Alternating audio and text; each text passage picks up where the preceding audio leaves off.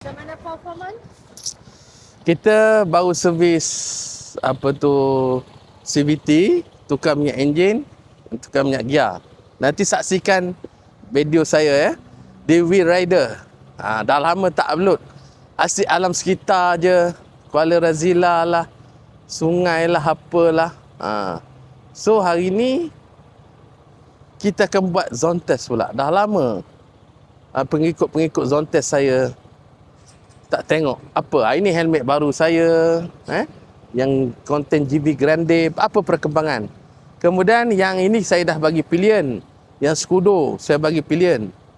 Kemudian saya tambah pula, rupanya perlu memakai balaclava, sebab apa dia? Dia jaga kepala, tak busuk kan? Berbanding kita sini pergi kat helmet terus. Dia berkuap. Dulu saya tak pakai juga, rupa dia menyerap peluh kita. Memang betul helmet tak